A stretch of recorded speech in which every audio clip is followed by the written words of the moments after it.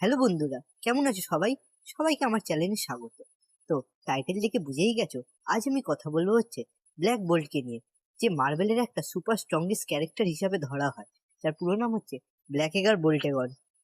তো বন্ধুরা, আজকে আমরা জানবো হচ্ছে ব্ল্যাক বোল্টের অরিজিন ব্যাপারটা নিয়ে। তো বন্ধুরা, চলো শুরু করি আর এর অরিজিন ব্যাপারটা জানি। ব্ল্যাকেগার বোল্টেগন মার্বেলের অন্যতম একটা স্ট্রংগেস্ট ক্যারেক্টার। ব্ল্যাক বোল্ট এই ক্যারেক্টারটাকে ক্রিয়েট করেছে স্ট্যানলি।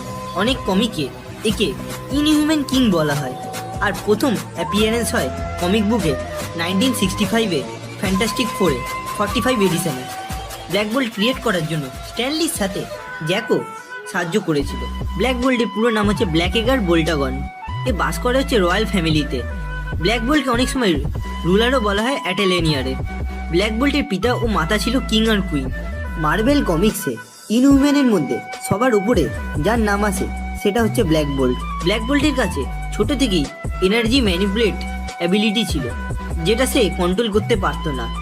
এর মধ্যে একটা পাওয়ার আছে সনিক এনার্জি, যেটা সাহায্যে ব্ল্যাক বোল্ট নিজের আওয়াজে অনেকটা জায়গা ধ্বংস করে দিতে পারে। ব্ল্যাক বোল্টে এই পাওয়ারের জন্যই সবাই ভয় পেতে লাগলো। ওকে একটা রুমের মধ্যে বন্ধ করে দিল, আর একটা স্যুট ছিল যেটা আর কি তার এনার্জি অ্যাবজর্ব করতো। কিন্তু ওখানে একজন এগার নামে ছিল, ও ব্ল্যাক বোল্টের পাওয়ার কীভাবে কন্ট্রোল করাতে হয় সেটা শেখালো। আর ব্ল্যাক বোল্ট নিজের এনার্জি কন্ট্রোল করে আবার নিজের জায়গায় ফিরে আসলো। এটা দেখার পর ব্ল্যাক বোল্টের ভাই ম্যাক্সিমাস, যে আর কি সুপার ভিলেন, সে একদমই খুশি হলো না। ম্যাক্সিমাস ব্ল্যাক বোল্টের ওপর অ্যাটাক করে, লোককে এটা বোঝানোর জন্য যে ব্ল্যাক বোল্ট এখনও নিজের পাওয়ার কন্ট্রোল করতে পারে না, আর সোসাইটির জন্য সে একদম ভালো না। কিন্তু ব্ল্যাক বোল্ট ওকে ভুল প্রমাণ করে দেয়।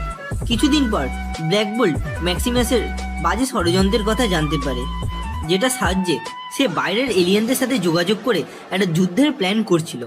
ব্ল্যাক বোল্ট নিজের সুপার ভয়েসের সাহায্যে ওই এলিয়েন শিপটা ওখানেই উড়িয়ে দেয়, কিন্তু ওই শিপটা ওদের পার্লামেন্টের ওপরে গিয়ে পড়ে, ফলে অনেক লোক মারা যায়, ওর বাবা মা মারা যায়। আর ওই সুপারসনিক ভয়েসের জন্য ওর ভাইয়ের মেন্টাল কন্ডিশন খারাপ হয়ে যায়, আর 22 বছর বয়সী ও হয়ে যায় ব্ল্যাক বোল্ট ইনহিউম্যান কিং। এটা ছিল ওর অরিজিনাল স্টোরি। এবার আমরা আলোচনা করব হচ্ছে ব্ল্যাক বোল্টের পাওয়ারের ব্যাপারে। ওর একটা পাওয়ার হচ্ছে কসমিক অ্যাওয়ারনেস। এটার সাহায্যে ব্ল্যাক বোল্ট যে নলেজ অ্যাক্সেস করতে চাইবে সেটাই পেয়ে যাবে। ওর মাথায় যে অ্যান্টেনাটা আছে ইলেকট্রনকে কন্ট্রোল করতে পারে, এমন কিছু ক্রিয়েট করতে পারবে যেটা ওই সুপার পাওয়ার আরও বেড়ে যাবে। ব্ল্যাক বোল্ট ম্যাটার এনার্জিকেও ম্যানিপুলেট করতে পারে। ওর কাছে ইন্টারগ্র্যাভিটির পাওয়ার আছে, টেলিপ্যাথিও আছে। ব্ল্যাক বোল্টের সবচেয়ে বড় পাওয়ার হচ্ছে তার সুপার ভয়েস। তার ভয়েসের সাহায্যে অ্যাটমিক বোমের মতো ডিস্ট্রাকশন হতে পারে। ব্ল্যাক বোল্টের মুখ থেকে একটা শব্দ পুরো সিটি উড়িয়ে দিতে পারে। পুরো একটা শব্দতে সে পুরো একটা প্ল্যানেটকে ধ্বংস করে দিতে পারে। এই সুপার পাওয়ারটার জন্য তাকে খুব কঠোর পরিশ্রম করতে হয়, যাতে সে ঘুমের ঘোরেও কোনো শব্দ ব্যবহার না করে, যাতে সাধারণ মানুষ না ক্ষতি হয়। এই জন্য ব্ল্যাক বোল্ট কোনো কথাও বলে না। তখনই কথা বলে সে যখন তাকে কিছু ডিস্ট্রয় করতে হয়। এর সবচেয়ে বড় প্রমাণ হচ্ছে doctor strange multiverse of the ম্যাডনেসে।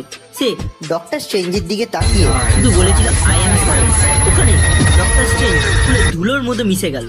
Fun fact, ও খুব জোর উঠতে পারে, তাই এই পাওয়ারটা হয়তো কুইক সিলভারের পছন্দ নাও হতে পারে।